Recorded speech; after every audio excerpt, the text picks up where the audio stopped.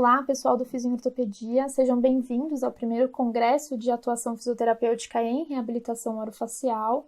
Meu nome é Tamires Barbosa, eu sou fisioterapeuta, especialista em ortopedia e traumatologia pela Faculdade de Medicina da USP, especialista também em fisioterapia musculoesquelética pela Santa Casa de São Paulo, onde eu fiz um aprimoramento, eu fiz uma extensão da especialização nas áreas de coluna, traumatologia e disfunções temporomandibulares. Então, é essa formação que me traz aqui para conversar um pouco com vocês hoje sobre esse tema. Quando foi criado todo esse cronograma, né, o convite de eu vir aqui falar com vocês sobre anatomia e biomecânica é exatamente pelo fato de que esse assunto ele é pouquíssimo difundido na graduação de fisioterapia. Então, nesse tempo aqui, eu espero familiarizar vocês com essas estruturas e melhorar o entendimento das ações dos músculos e dos movimentos da articulação temporomandibular e dos tecidos envolvidos aí a essa articulação, tá? Então, a gente vai começar discutindo sobre as estruturas ósseas, né? A gente sabe que dois ossos são primários ali na inserção, nas condições estruturais dessa articulação, que é a mandíbula e o osso temporal, mas a gente vai acabar discutindo e relembrando importantes ossos que estão nas regiões periarticulares por conta do envolvimento com inserções musculares dos músculos que são responsáveis aos movimentos dessa articulação. Então, primariamente, a gente vai começar conversando sobre a mandíbula. Então, a mandíbula é o maior osso do nosso crânio, bastante móvel. Ela é fixa ao crânio através de partes moles, né, que mais especificamente cápsula e ligamento.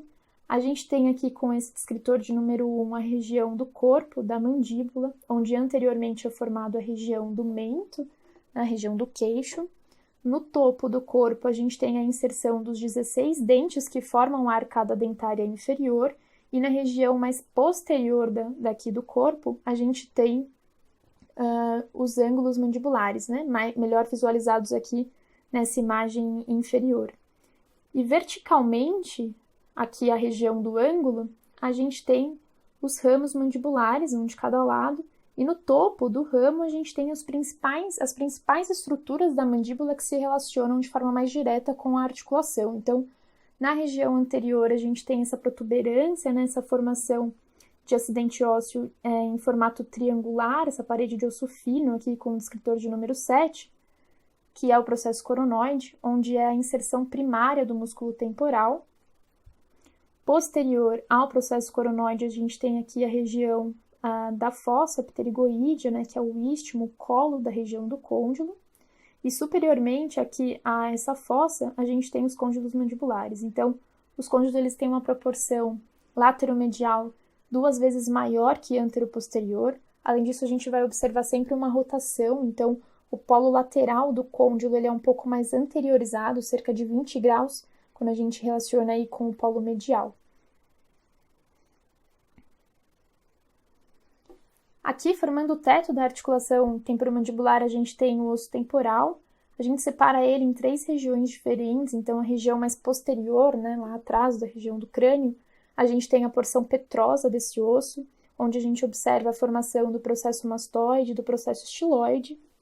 Na região intermediária, a gente tem o osso timpânico junto com o meato acústico, e essa região maior, né, mais protuberante aqui, é a região escamosa desse osso, que é uma parede de osso fino, bastante delicado, onde a gente encontra finalmente aqui a região a região côncava da articulação temporomandibular, que é o teto aqui, junto com a eminência posterior e a eminência articular anterior. E anteriormente à fossa mandibular, a gente encontra essa formação de osso aqui, que é correspondente à região posterior do arco zigomático.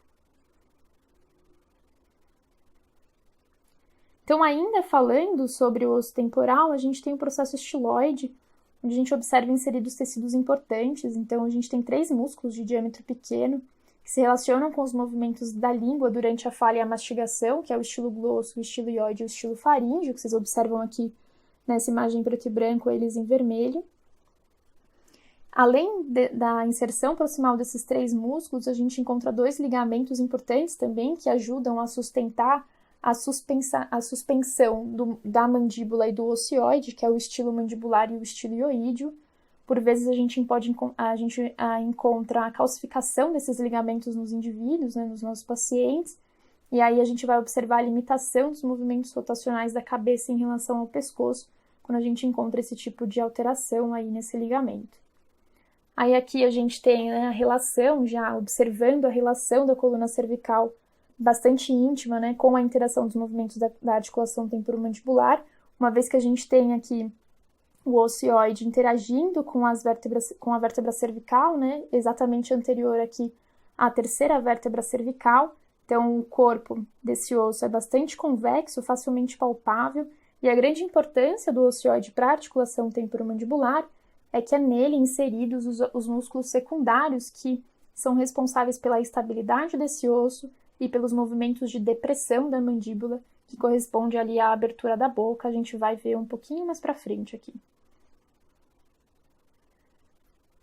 Então, aqui a gente tem os outros ossos que interagem, né, de acordo com as inserções musculares, como a gente falou anteriormente. Então, a gente tem as maxilas que se fundem e formam o osso maxilar, onde a gente tem o arcabouço dos 16 dentes da arcada dentária superior. Exatamente atrás do maxilar a gente tem o osso esfenoide.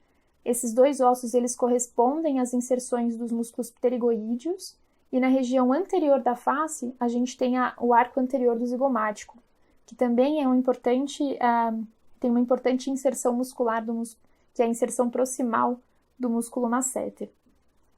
E quando a gente fala da articulação, de forma mais isolada aqui, né, somando aí as estruturas ósseas que interagem a ela, então a gente tem na sexta semana embrionária a cartilagem de Merkel, que é a primeira formação da articulação temporomandibular, e nas semanas seguintes a gente vai observando a neoformação óssea e o amadurecimento dessas estruturas.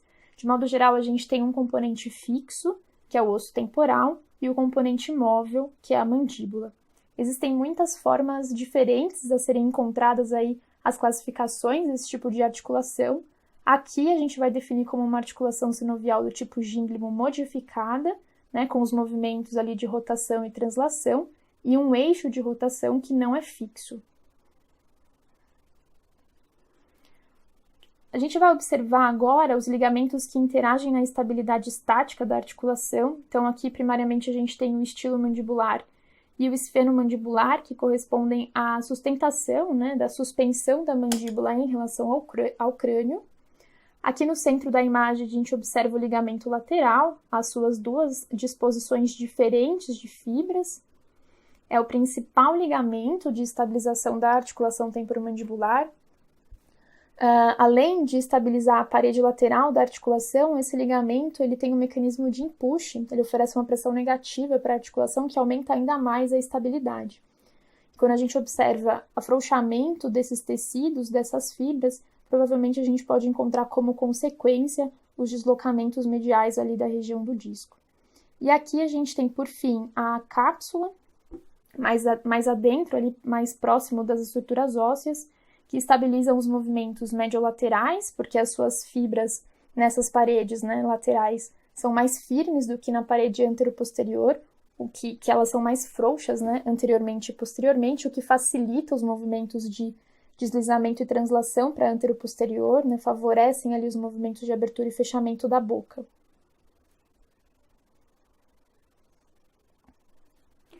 E aqui nesse corte sagital, a gente consegue observar as partes moles, né, envolvidas na articulação temporomandibular. Aqui em azul, no centro da imagem, a gente consegue já observar a presença do disco, que aumenta, né, a congruência da articulação, dissipando melhor as cargas fornecidas por conta do aumento aí da área de contato.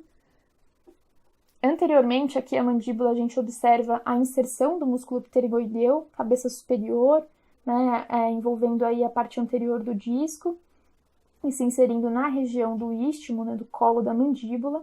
Aqui mais inferiormente a cabeça posterior do músculo pterigoideu lateral. A região do disco, né, sua biconcavidade aqui, eminência articular anterior convexa e eminência articular posterior também convexa, e o teto da articulação mais côncavo, né, com a cavidade articular. E a região mais importante aqui a ser caracterizada, né, a ser comentada, é a região posterior do disco, onde a gente encontra a lâmina superior e inferior, que é bastante rica em colágeno e elastina, que são envolvidos pela parede posterior da cápsula articular. É nessa região, né, no coxim retrodiscal, que a gente encontra os nociceptores, os mecanorreceptores dessa articulação, tá? Que é uma região É a região do disco que tem inervação e preservação do suporte sanguíneo. E aqui, ainda falando das características intraarticulares da ATM, a gente tem a composição de densa fibrocartilagem. Essa fibrocartilagem ela tem um potencial de regeneração, além disso ela é bastante forte para suportar os movimentos impostos a essa articulação. Aqui a gente também consegue observar na região bicôncava do disco, né, a espessura bastante fina, que varia entre 1 e 2 milímetros. E novamente aqui na região posterior do côndilo a gente consegue observar os tecidos retrodiscais, né, com a zona bilaminar.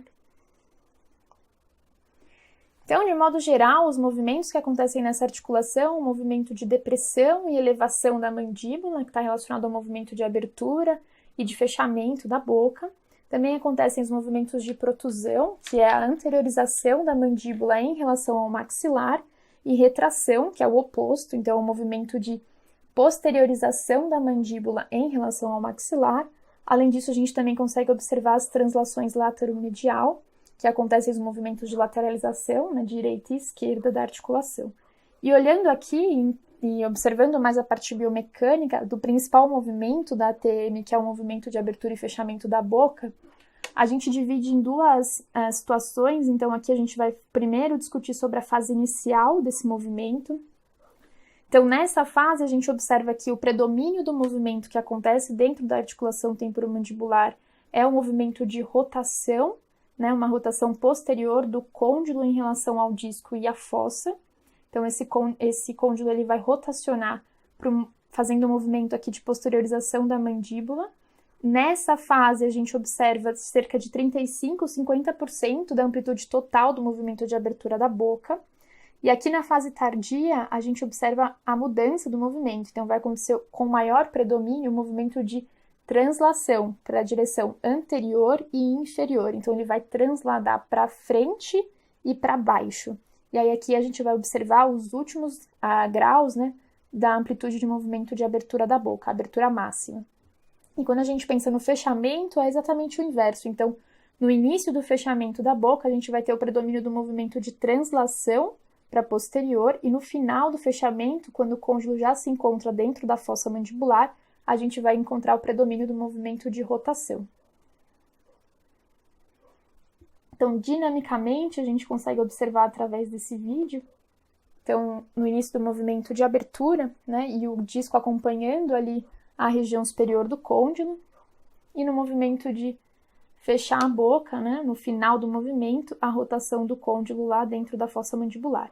E aqui, nessa imagem, a gente consegue também observar os tecidos na zona bilaminar, os tecidos retrodiscais suspendendo aqui e dando estabilidade para o posicionamento do disco em relação ao côndilo e à eminência anterior da articulação.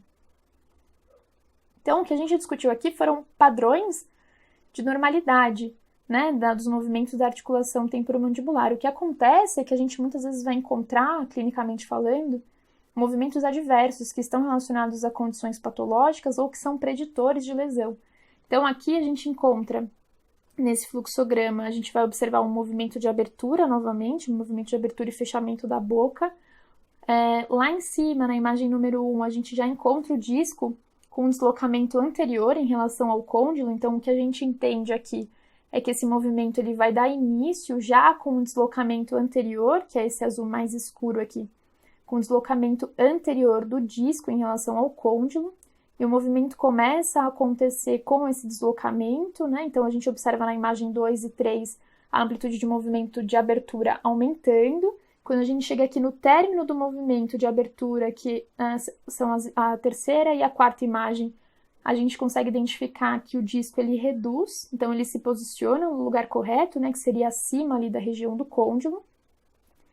E no término aqui do fluxograma, que é, de novo, o movimento de retorno aqui, né, que é o fechamento da boca, então na imagem 5 e na 6, de volta aqui para 1, a gente observa que esse côndilo ele perde a redução e ele volta a se deslocar para a região anterior do côndilo. Então, dinamicamente, a gente observa através dessa imagem, então aqui vocês vão observar o reposicionamento do disco em relação ao côndilo, e no término, aqui no movimento de fechar a boca, novamente o côndilo se posiciona, o disco se posiciona anteriormente ao côndilo, perdendo ali a sua redução. Então, aqui é só um exemplo, né, de um movimento adverso da articulação temporomandibular, quando a gente não tem preservado ali as condições estruturais, tá?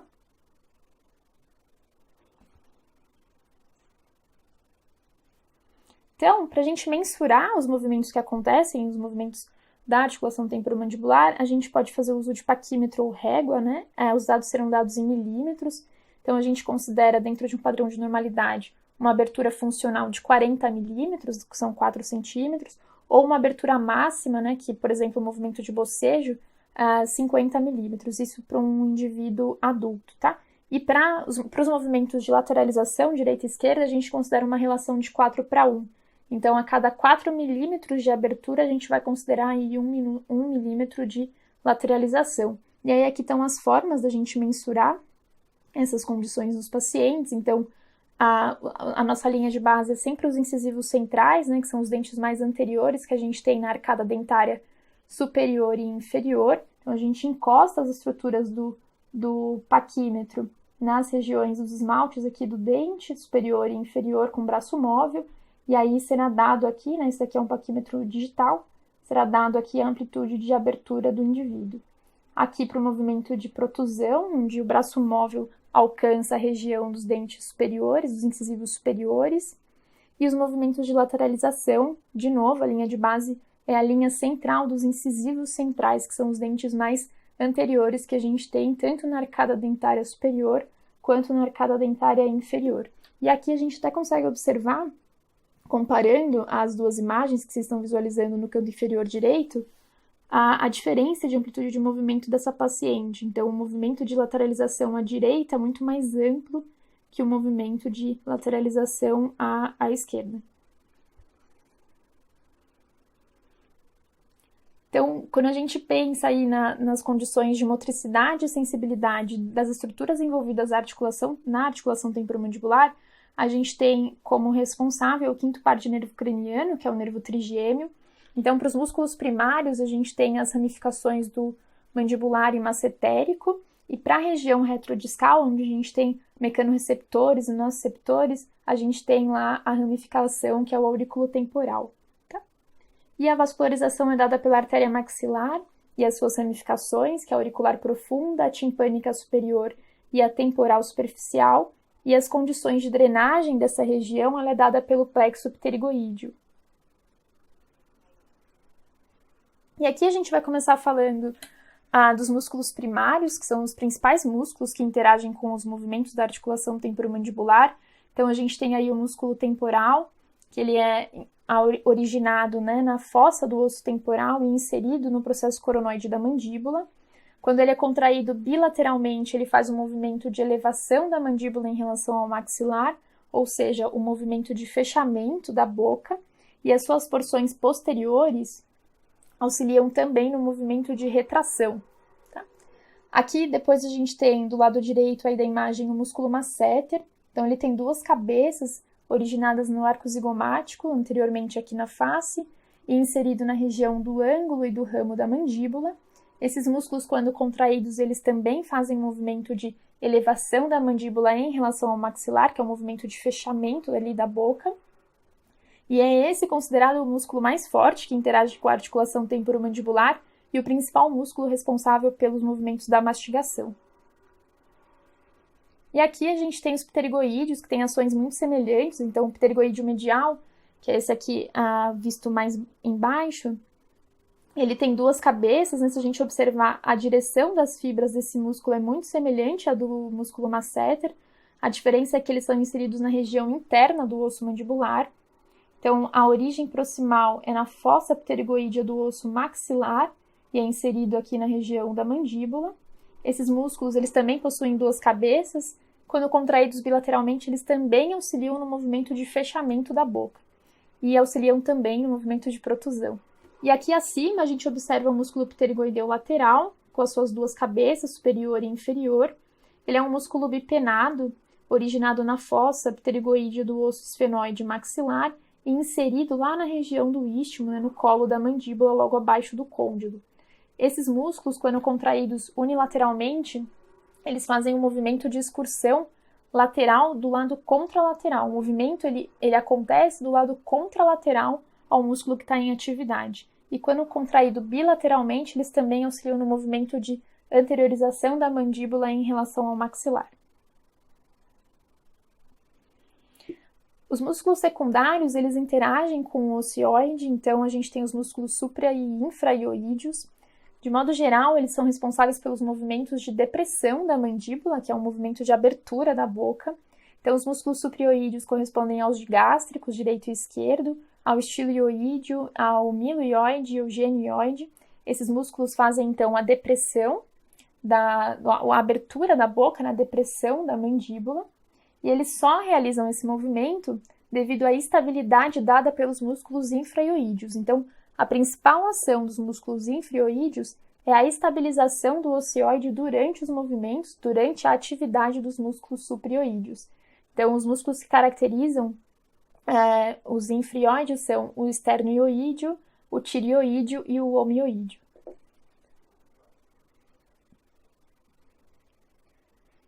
Então, no aspecto mais geral, aqui o que a gente tem que entender e começar a correlacionar é que a articulação temporomandibular ela faz parte de um sistema, que é o sistema estomatognático.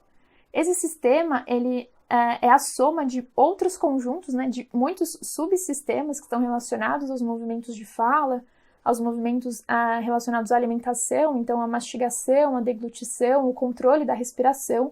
E a gente tem que, talvez, né, considerar que esses indivíduos eles sejam tratados de forma mais multidisciplinar, pensando que essas outras estruturas também precisam ser avaliadas não só por condições musculoesqueléticas, mas também por outros profissionais aí.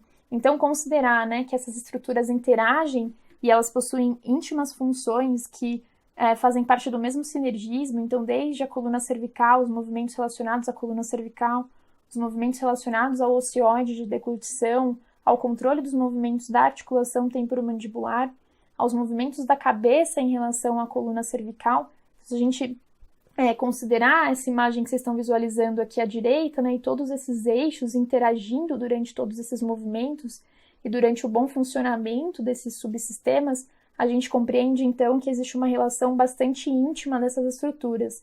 Então, sempre que nós formos avaliar como clínicos esses indivíduos e na hora de considerar as condições adversas dos pacientes com disfunções temporomandibulares, a gente precisa também observar esses subsistemas, uma vez que uma condição adversa em um deles pode prejudicar aí os outros subsistemas, tá? Então, galera, muito obrigada pela atenção aqui, me coloco à disposição para tirar dúvidas. Deem o feedback de vocês referente ao congresso, a gente está muito ansioso e a gente espera que vocês gostem e aproveitem aí todo o congresso e as aulas que virão, tá? Então é isso, obrigada, até a próxima.